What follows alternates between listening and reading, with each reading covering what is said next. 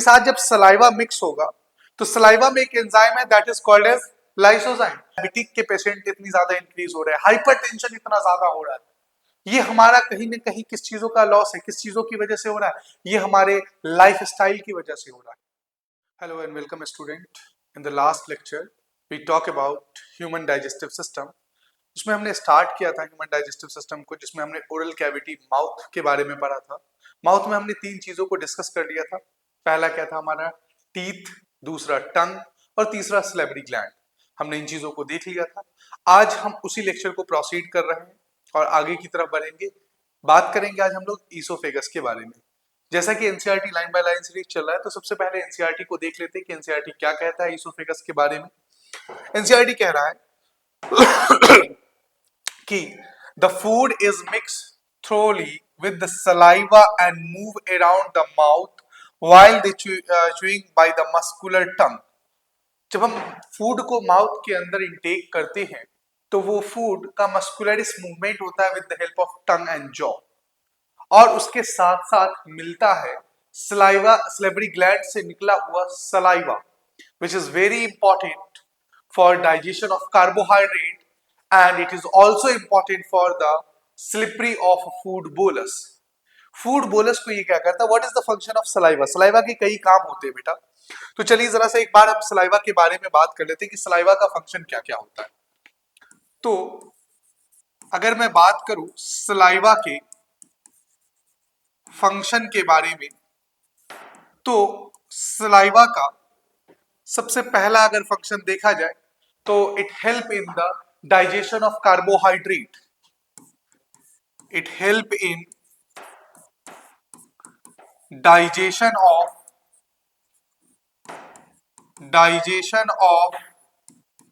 carbohydrate।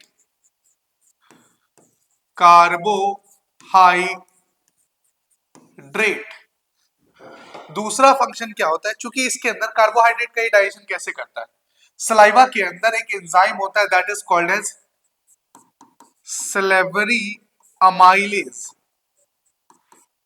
और ये salivary amylase याद रखिएगा बच्चों कि स्टार्च के ऊपर, कार्बोहाइड्रेट के ऊपर एक्ट करता है और इस स्टार्च को डाइजेस्ट करता है। अभी देखेंगे किस चीजों में डाइजेस्ट करता है, कैसे ये ब्रेक डाउन करता है माल्टोज में, फिर माल्टोज कैसे ब्रेक डाउन होगा।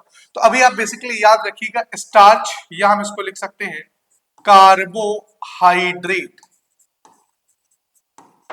ठीक है, ये कितना परसेंट करता है, क्या करता है, वो हम आगे कंटिन्यू करेंगे जब हम डाइजेशन ऑफ कार्बोहाइड्रेट एक टॉपिक पढ़ रहे होंगे। तो दूसरा फंक्शन क्या होता है बेटा, अगर हम बात करें दूसरे फंक्शन की सलाइवा का, तो सलाइवा क्या करता है, saliva contain an enzyme, digestive enzyme को भी ये कंटेन करता है that is called as lysozyme. Saliva के अंदर एक एंजाइम होगा जिसको हम लोग स्लेवरी अमाइलेज भी बोलते थे। इसके अलावा एक और एंजाइम है and that is called as lysozyme. Lysozyme, what is the function of lysozyme. Lysozyme के पास एबिलिटी होती है बच्चों कि यह पेप्टिडोग्लाइकन को डाइजेस्ट कर सके। किसको डाइजेस्ट कर सके, पेप्टिडोग्लाइकन को डाइजेस्ट कर सके। अब पेप्टिडोग्लाइकन क्या होता है बेटा, बैक्टीरिया का सेल वॉल होता है। जैसे कि plant cell wall is made up of cellulose, ठीक उसी तरीके से बैक्टीरिया का भी सेल वॉल जो है वो किस चीजों का बना हुआ है, पेप्टिडोग्लाइकन का बना हुआ है। तो लाइसोजाइम के पास ये एबिलिटी होती है कि उस पेप्टिडोग्लाइकन को डाइजेस्ट करके बैक्टीरिया को क्या कर सके, बैक्टीरिया को किल कर सके। तो यानी हम लिख सकते हैं ये जो लाइसोजाइम एंजाइम है ये हेल्प करेगा किस चीजों में बेटा, help in killing some micro organism. कुछ जो फूड बोलस के साथ माइक्रो ऑर्गेनिज्म आ जाएंगे, क्योंकि हम फूड जो इंटेक कर रहे हैं बच्चों वो प्योर फॉर्म में नहीं होता है, कहीं ना कहीं थोड़ा बहुत उसमें कंटेमिनेटेड होता है। तो उस फूड को जब हम माउथ में रख करके च्यू करेंगे, चबाएंगे, तो उसके साथ जब सलाइवा मिक्स होगा तो सलाइवा में एक एंजाइम है that is called as lysozyme which help in the digestion of peptidoglycan जब बैक्टीरिया का सेल वॉल डाइजेस्ट हो जाएगा तो क्या बैक्टीरिया जिंदा रहेगा? ना, बिल्कुल नहीं। तो यानी कि पेप्टिडोग्लाइकन सेल वॉल जो है वो डाइजेस्ट हो जाएगा, बैक्टीरिया किल हो जाएगा। तो बेसिकली सिलेवरी अमाइलेज जो सलाइवा है उसके अंदर जो एंजाइम है, it help in the killing of micro organism. तो यानी ये फूड का प्यूरिफिकेशन भी कर रहा है। क्लियर? अच्छा, जो यहां नहीं मर पाता है, जो लाइसोजाइम के मदद से मर गया वो तो ठीक है, जो यहां बच जाता है बैक्टीरिया वो स्टमक में किल होता है with the help of HCl। आगे पढ़ेंगे स्टमक में। तीसरा काम क्या होता है बेटा सलाइवा का? सलाइवा थोड़ा सा ना फ्लूइड टाइप का है, इसमें फ्लूइड भी है, लुब्रिकेट करता है। It help in the lubrication of food bolus. लिख सकते हैं, it help in lubrication of किस चीजों का बेटा? Food bolus. अच्छा, फूड बोलस किसको कहते हैं बेटा? जब हम फूड को चबाते हैं तो फूड का क्या होता है, छोटा छोटा बॉल टाइप का बन जाता है स्ट्रक्चर। उस बॉल टाइप के स्ट्रक्चर को हम लोग क्या कहेंगे? फूड बोलस कहेंगे। तो फूड बोलस को लुब्रिकेट करता है ताकि ईसोफेगस में इजिली ये ट्रेवल कर सके। What is the function of saliva? It help in the lubrication of food, which help in the passing of food bolus easily into the digestive tract. Is that clear? They are the three functions of saliva. First one is it help in the digestion of carbohydrate due to the presence of salivary amylase. Salivary amylase is also known as a ptyalin. At the optimum pH 6.8, it help in the digestion of carbohydrate. It also contains an enzyme that is called as lysozyme, which help in the digestion of peptidoglycan. What is peptidoglycan? Bacteria cell wall is made up of peptidoglycan, which means it help in the killing of some microorganism which is present in contaminated food. And third one is it help in the lubrication of food. Is that clear? Now come to the next point. NCERT पे आते हैं। NCERT क्या कह रहा है यहां पर? तो सलाइवा के साथ अच्छे से मूव करता है जिससे फूड आसानी से मस्कुलर टंग के साथ मिक्स करके आसानी से नीचे जा सके। It is necessary to move the food in the regulated manner along the digestive tube so that it can be processed properly in each part. The lining of canal has muscular that contraction rhythmically in the order to push the food forward. These peristaltic movement occur all along the gut. अब इस बात को समझते हैं, होता क्या है बच्चों, यहां पर समझिएगा कि जब फूड बोलस माउथ से होता हुआ आता है तो माउथ के बाद अब कहां पहुंचेगा बच्चों? माउथ के बाद पहुंचता है फूड फेरिंग्स में। अच्छा, फेरिंग्स याद रखिएगा, it is a common passage for passing of food and air. बहुत अच्छा पॉइंट है, यहां से लिख लीजिएगा। एनसीईआरटी में ये बात मेंशन नहीं है बट आप यहां पर याद रखिएगा, क्या? Pharynx is a common passage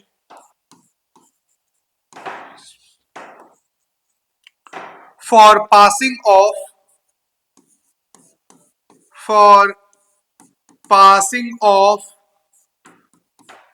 food and air. Food और एयर को पास करने के लिए एक कॉमन पैसेज है that is called as pharynx. अब फेरिंग्स के बाद नीचे जब जाएंगे, आप हायर क्लास में थोड़ा जाएंगे तो फेरिंग्स के 3 टाइप मिलेंगे अपने को पढ़ने के लिए, नासोफेरिंग्स, ओरोफेरिंग्स और लैरिंजोफेरिंग्स। अभी हम उस पर डिस्कस नहीं करेंगे, आपको एक नाम बता दिया हूं। 3 पार्ट होते हैं फेरिंग्स के, नासोफेरिंग्स, ओरोफेरिंग्स और लैरिंजोफेरिंग्स। ठीक है, जब आप क्लास 11th में ह्यूमन फिजियोलॉजी पढ़ेंगे तो वहां पर उसके बारे में डिस्कस करेंगे। अभी बात करते हैं बैक टू द पॉइंट कि जब फेरिंग्स से फूड और एयर दोनों का पैसेज अब अलग होना है, रास्ता अब अलग जाना है दोनों को। फूड को जाना है भैया कहां? स्टमक में with the help of oesophagus, और एयर को जाना है with the help of trachea कहां? लंग्स में। तो दोनों के रास्ते अलग अलग होंगे, फूड अलग ट्रेवल करेगा और एयर अलग ट्रेवल करेगा। तो फूड और एयर को ट्रेवल करने के लिए यहां पर क्या करना पड़ेगा? बीच में सेपरेशन होना पड़ेगा, सेपरेट होना पड़ेगा। इस सेपरेशन के लिए कुछ चीजें प्रेजेंट होती है। जैसे मैं आपको एक डायग्राम में से बता दूं आप लोगों को, मान लेते हैं कि, अरे भाई एक सेकंड, क्या हो रहा है,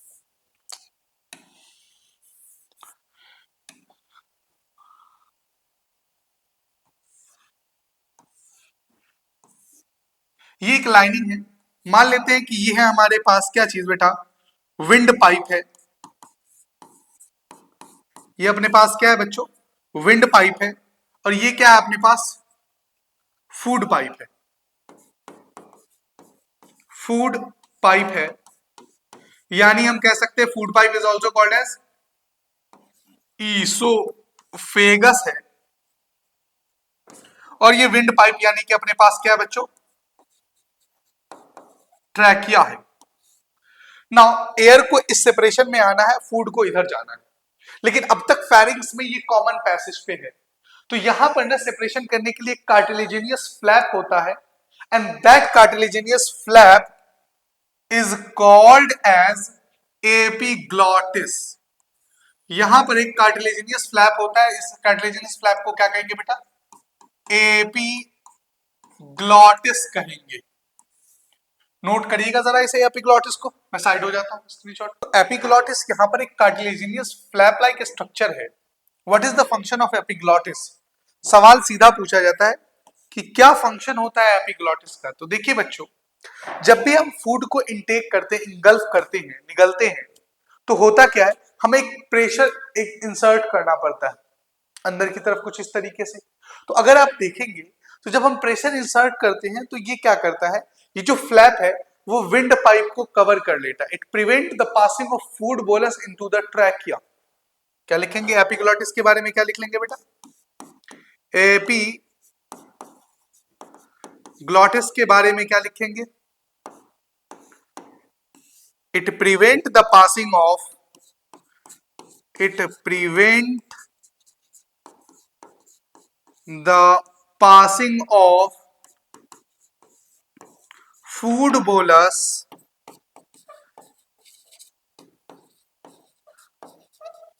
into wind pipe और ट्रैकिया। विंड पाइप में ये खाने को जाने से क्या करता है बेटा, रोकता है, प्रिवेंट करता है। अब खाना यहां से होता हुआ बोलस कहां आ गया, विंड पाइप से। विंड पाइप कनेक्टेड है आपका किसके साथ बच्चों, ईसोफेगस के साथ। विंड पाइप किसके साथ कनेक्टेड है, ईसोफेगस के साथ।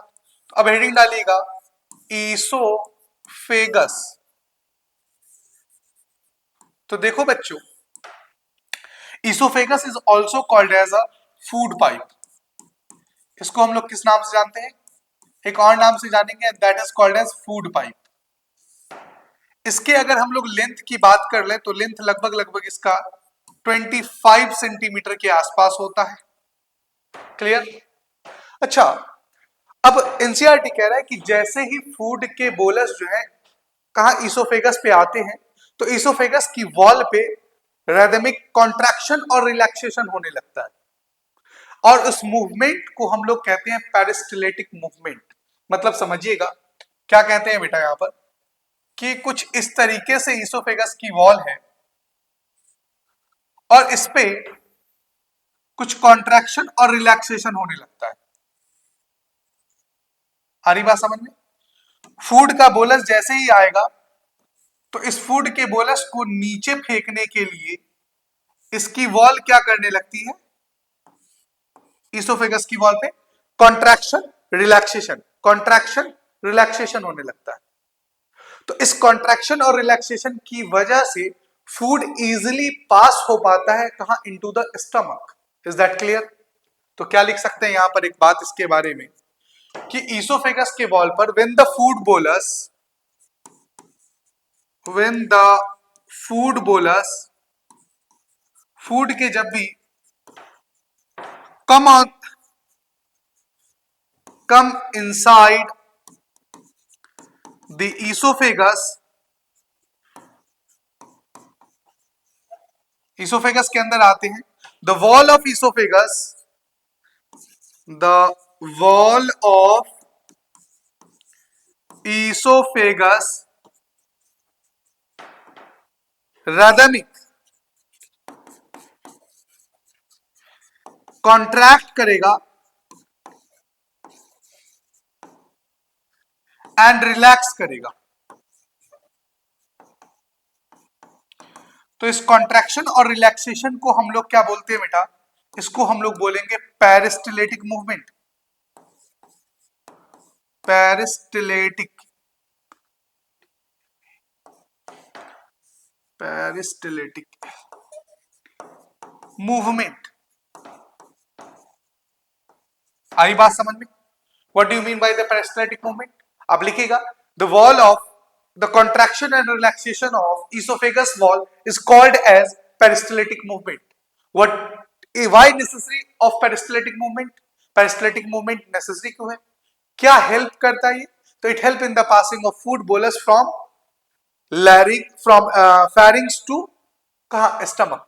इजिली पास करता है। कॉन्ट्रैक्शन और रिलैक्सेशन की वजह से फूड के बोलस आसानी से पास कर सकते हैं।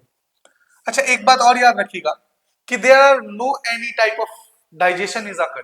यहां पर इसोफेगस में किसी भी तरीके का कोई डाइजेशन नहीं होता है। तो हम लिख सकते हैं in oesophagus there are no digestion is occur. अब सवाल उठता है वाई? बच्चों, डाइजेशन के लिए चाहिए एंजाइम, डाइजेशन के लिए चाहिए एंजाइम, और एंजाइम के लिए चाहिए ग्लैंड, तभी तो सेक्रेशन होगा, या कहीं ना कहीं से एंजाइम आ रहा हो। तो यहां पर कोई ग्लैंड नहीं होता है इसोफेगस के अंदर, तो there are no enzyme, that's why there are no digestion is occur. किसी भी तरीके का कोई डाइजेशन नहीं होता है। जो कार्बोहाइड्रेट का स्लेवरी अमाइलेज की वजह से स्टार्ट हुआ था वो बस कंटिन्यू रहता है। Is that clear? समझ में आ गई बातें इसोफेगस के बारे में? Now come to the next point. तो यहां पर पेरिस्टलेटिक मूवमेंट तक आ गया आपको समझ में। अब बात करते हैं किसके बारे में? एनसीईआरटी के अगले लाइन के बारे में। यहां पर कह रहा है कि गट, उसके बाद है from mouth the food is taken stomach through by the food pipe और oesophagus. The stomach is a large organ which expanded when the food enter it. The muscular wall of stomach help in the mixing of food thoroughly with the more digestive juice. The digestion in stomach is taken care by the gastric gland present in the wall of stomach. These release hydrolytic acid is protein digestion enzyme called as pepsin. Mucus and hydrochloric acid creates in the acidic medium which facilitate the action of enzyme of pepsin. The other function do you think the served by the acid? चलिए इस बात को जरा सा समझते हैं कि NCERT यहां पर क्या कहने की कोशिश कर रहा है। सबसे पहले हम लोग बात करते हैं, हेडिंग डालते हैं स्टमक।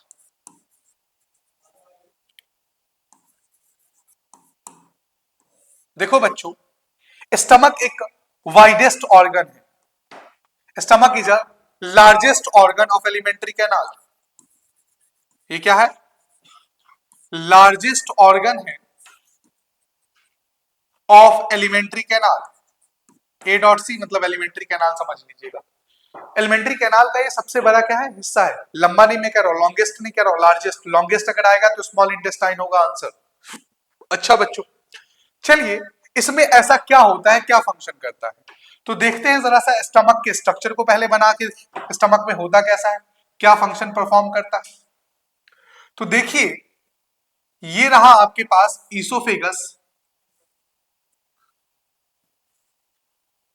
ईसोफेगस के पास इसके एक स्ट्रक्चर जे शेप्ड होती है। पहली बात तो इसके स्ट्रक्चर कैसी होगी बच्चों? जे शेप्ड स्ट्रक्चर होगा स्टमक का, कुछ इस तरीके का। ये आपके पास है ऊपर, यहां ये आपका दिख रहा है oesophagus, that is called as oesophagus.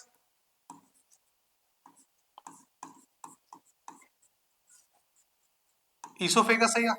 अच्छा, अब स्टमक को तीन पार्ट में डिवाइड कर दिया गया। स्टमक के तीन पार्ट कर दिए गए हैं बच्चों। ये सबसे वाला ऊपर वाला हिस्सा कहलाता है कार्डिया। ये पार्ट कहलाता है कार्डिया। ये कहलाता है बच्चों बॉडी और ये पार्ट कहलाता है पाइलोरिस। कार्डिया बॉडी और पाइलोरिस, इन सब के बीच यहां पर कुछ इस तरीके का एक कर्वेचर स्टार्ट होता है, and that curve like structure is called as rugae. इस स्ट्रक्चर को कहते हैं रूगे। अच्छा, तो एनसीईआरटी में यहां पर जो लाइन कह रहा है कि एनसीईआरटी में जो इसोफेगस के बाद फूड पहुंचा है स्टमक में, अब स्टमक में डाइजेशन स्टार्ट होगा। कैसे डाइजेशन होगा देखते हैं। स्टमक के वॉल पर, स्टमक वॉल कंटेन करता है बेटा किस चीजों को? गैस्ट्रिक ग्लैंड को कंटेन करता है। बात याद रखिएगा, किसको कंटेन करता है? गैस्ट्रिक ग्लैंड को। और इस गैस्ट्रिक ग्लैंड के अंदर क्या क्या प्रेजेंट होगा? यहां से सेक्रेट होगा गैस्ट्रिक जूस। क्या क्या सेक्रेट होगा बच्चों यहां से? सॉरी,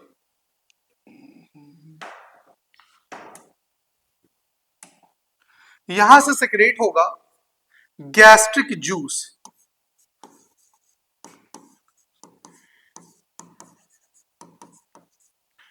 इस गैस्ट्रिक जूस के अंदर बेसिकली तीन चीजें होंगी। एक आएगा बच्चों क्या?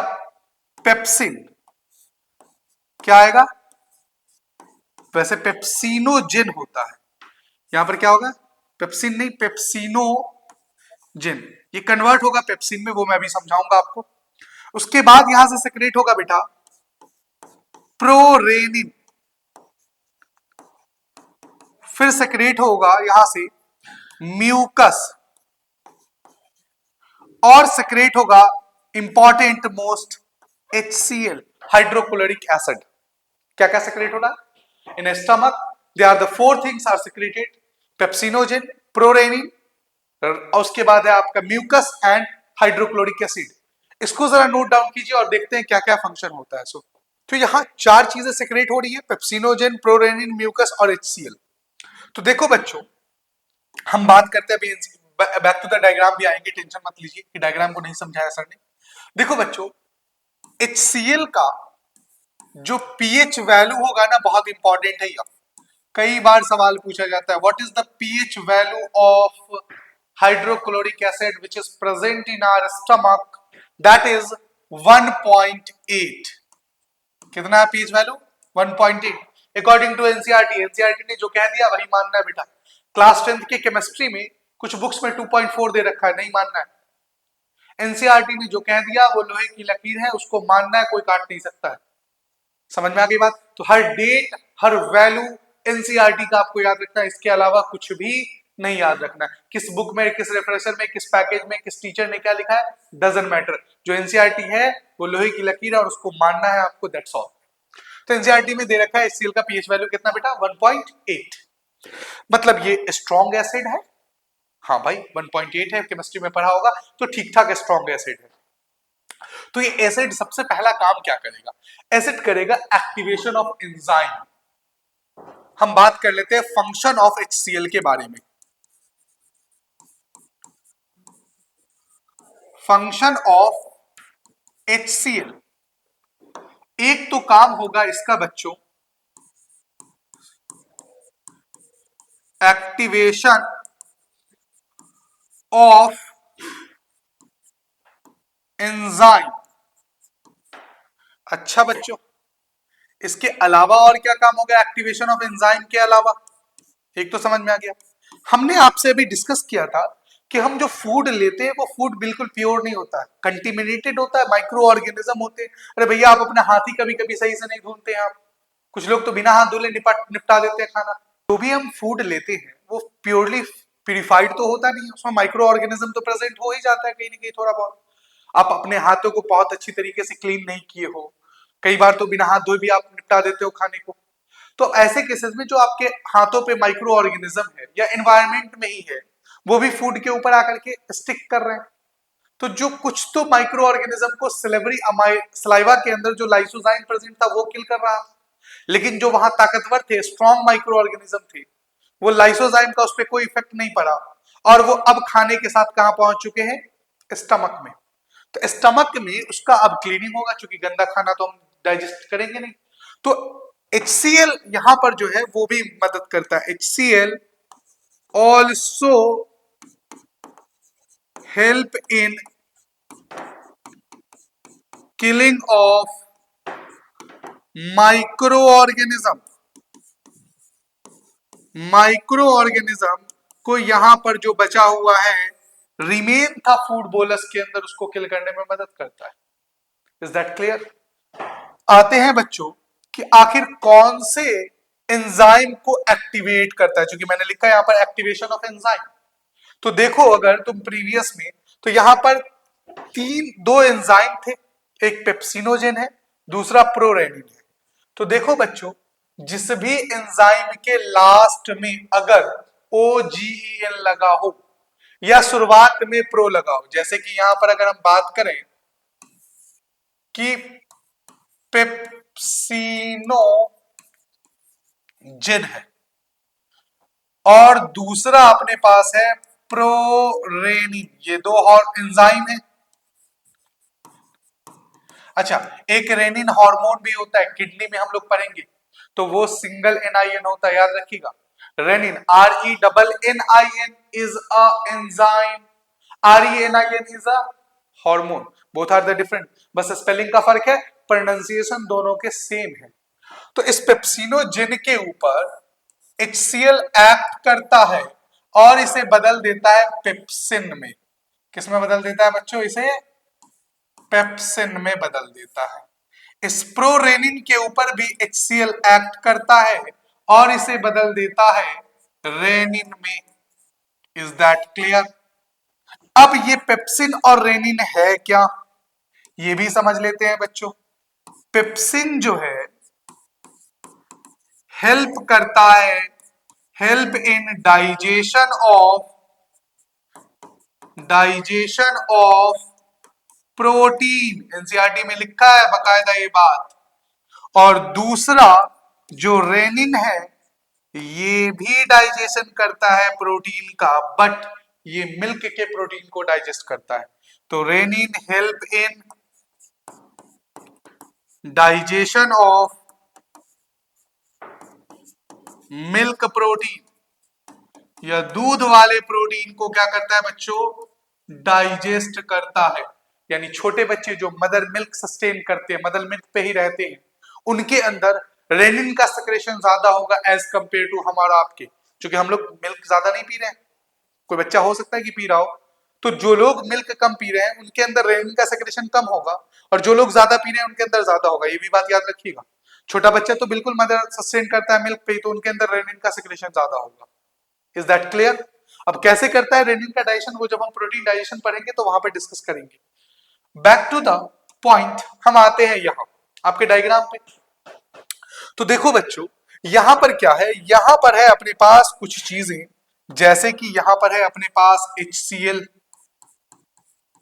यहां पर है अपने पास पेप्सिन, यहां पर है अपने पास म्यूकस, यहां पर है अपने पास रेनिन। अच्छा, तो ये जब चारों चीजें फूड के साथ मिक्स होगा, तो ये फूड के साथ मिक्स होने के बाद सेमी पेस्ट लाइक, ये फ्लूइड है ना, ये एंजाइम है ना, फ्लूइड है, तो ये जब मिलेगा फूड बोलस के साथ तो थोड़ा सा पेस्ट लाइक स्ट्रक्चर में तब्दील हो जाएगा, and that paste like structure is called as chyle. Getting my words? क्या कहा मैंने? मैं यहां पे लिख रहा हूं बच्चों, फूड बोलस, क्या चीज? खाने का टुकड़ा जो हमने माउथ से इनटेक करके चबा करके लिया है, food bolus plus gastric juice, ये जब दोनों आपस में मिक्स होते हैं तो it will be convert into a semi paste like structure, toothpaste जैसा एक स्ट्रक्चर में तब्दील हो जाता है, and that is called as CHYME, that is not chime, इसको हम लोग पढ़ेंगे काइम। और ये क्या है बेटा? एक सेमी पेस्ट लाइक स्ट्रक्चर है, सेमी पेस्ट लाइक स्ट्रक्चर है। क्लियर? टूथपेस्ट जैसा होता है। अच्छा, लगभग लगभग स्टमक में फूड का जो डाइजेशन होगा, फूड जो रहेगा वो लगभग लगभग 3 से 4 घंटे रहता है, 3 to 4 आवर्स रहता है बेटा, ये भी बात याद रखिएगा। और एवरी डे लगभग लगभग गैस्ट्रिक जूस जो है, गैस्ट्रिक जूस वो लगभग लगभग 1.5 से 2 लीटर के आसपास एवरी डे, यानी 24 आवर्स के अंदर में ये सेक्रेट हो जाएगा। तो ये जब फूड के साथ मिक्स होते हैं तो ये सेमी पेस्ट लाइक स्ट्रक्चर में तब्दील होंगे, दैट इज कॉल्ड एज, क्या कहेंगे इसको हम लोग, काइम कहेंगे। एनसीईआरटी के लाइन पे आते हैं, यहां पर एक चीज आपको समझाते हैं कि होता क्या है यहां पर बेटा, याद रखिएगा कि HCl से आखिर इनर लाइनिंग ऑफ स्टमक को कौन प्रोटेक्ट करेगा। HCl स्ट्रॉन्ग एसिड है ना, इसको निकाल करके अगर हाथों पे रखा जाए ऐसे 1.8 वाले को, 1.1 वाले को, तो ये हाथों को बर्न कर सकता है, स्किन को जला सकता है, घाव वहां पे कर सकता है। तो आखिर यहां पर भी तो कुछ ना कुछ लेयर होगा जो उसे बचा रहा होगा। तो बेटा याद रखिएगा, म्यूकस का फंक्शन क्या होता है, म्यूकस प्रोटेक्ट करता है स्टमक वॉल को, किस चीजों से, स्टमक वॉल को प्रोटेक्ट करता है, किस चीजों से, म्यूकस प्रोटेक्ट करेगा, प्रोटेक्ट स्टमक वॉल, स्टमक के वॉल को फ्रॉम किस चीजों से, हाइड्रोक्लोरिक एसिड HCl से। ठीक है बच्चों, अब क्या होगा, 3 से 4 घंटा यहां पे खाना है, तो अच्छी तरीके से मिक्सिंग हो फूड का। तो इस मिक्सिंग के लिए यहां पर प्रेजेंट है रूगे, क्या प्रेजेंट है यहां पर, रूगे। ये रूगे का कॉन्ट्रैक्शन रिलैक्सेशन होता रहता है, कर्वेचर है, कर्वेचर उस ऊपर नीचे होता रहेगा ये, जिसकी वजह से आप अगर खा करके सो भी जाते हो तब भी आपका डाइजेशन हो जाता है। वैसे खा करके फौरन सोना नहीं चाहिए, रात के स्पेशली नाइट में, क्योंकि दिन में तो आप लोग खाने के बाद नहीं सोते और दिन में भी नहीं सोना चाहिए खाने के जस्ट बाद। रात में बहुत सारे लोगों का आजकल ये रूल बन गया है, ये लाइफ स्टाइल बन गया है कि हम 12-1 बजे रात को खाना खा रहे हैं और खाते के साथ हम सो जा रहे हैं, या 11 बजे खा रहे हैं सो जा रहे हैं। नहीं बेटा, आपको करना क्या है, आपके घर में ये जो अब डायबिटिक या हाइपरटेंशन का बहुत बड़ा मेजर रोल है हमारे, जो हमारा लाइफ स्टाइल है, जो हमारे खाने का स्टाइल है, हम खा रहे हैं और फौरन सो जा रहे हैं, ऐसा बिल्कुल भी नहीं करना चाहिए। इससे मोस्ट ऑफ द पेशेंट में देखने को मिलता है कि डायबिटिक होते हैं वो लोग। खाने और सोने के बीच में कम से कम आपका 3 to 4 आवर्स का गैप होना चाहिए। आपने बहुत जगह देखा होगा ऐसे वीडियोस में कि भाई बहुत सारे लोग कहते हैं कि 6 PM के बाद आपको कुछ नहीं खाना है, चाहे आप रात के 11 बजे सो रहे हो या 9 बजे सो रहे हो। तो जो लोग ऐसा कर रहे हैं वो बहुत फिट और बहुत हेल्दी रह रहे हैं। हम क्या कर रहे हैं, खाना खाया और सीधा कंबल, सीधा AC ऑन कर दिया, सीधा कंबल टांग दिया। ऐसा बिल्कुल भी नहीं करना। ऐसा करने से आपके अंदर, अभी आप बच्चे हैं अभी तो चल जाएगा, लेकिन जो 25, 30, 35 प्लस जा रहे हैं लोग, इनमें बहुत ज्यादा प्रॉब्लम आएगी, ओबेसिटी की बहुत ज्यादा प्रॉब्लम आएगी, किस चीजों की भैया, हाइपरटेंशन की, ब्लड प्रेशर की, ठीक है, डायबिटीज की, वेरियस टाइप ऑफ डिजीज। और obesity is the root of disease. तो खाने पर बहुत कंट्रोल और टाइमिंग सबसे ज्यादा इंपॉर्टेंट होना चाहिए। तो होता क्या है, जब आप खा करके सो भी जाते हैं तब भी डाइजेशन तो हो जाता है, ऐसा तो नहीं अनडाइजेस्टेड रहता है। तो ये रोगी क्या करता है, अच्छी तरीके से फूड को मिलाता है। लेकिन खा करके अगर हम थोड़ा टहल लेंगे या जगे रहेंगे, 3-4 घंटे बाद सोएंगे, तो जो फूड है वो बहुत अच्छी तरीके से हमारे गैस्ट्रिक जूस के साथ मिल जाएगा और वो डाइजेस्ट हो जाएगा। तो इसकी वजह से अपने को बहुत सारी बीमारियों से बचने को मिल जाएगा। तो म्यूकस का फंक्शन आपको समझ में आ गया, म्यूकस क्या काम करता है, म्यूकस प्रोटेक्ट करता है स्टमक के वॉल को from HCl। Is that clear. चलिए, अब स्टमक के बारे में यहां पर और कुछ नहीं रह गया। अब हम लोग बात करते हैं किसके बारे में बच्चों, स्मॉल इंटेस्टाइन के बारे में। अच्छा हाँ, एक बात और यहां पर याद रखिएगा, स्टमक में यहां पर ना एक स्पिंटर लगा हुआ होता है, and that sphincter is called as pylorus sphincter. क्या कहते हैं इसको बेटा हम लोग, इसको हम लोग कहेंगे पाइलोरिस स्पिंटर।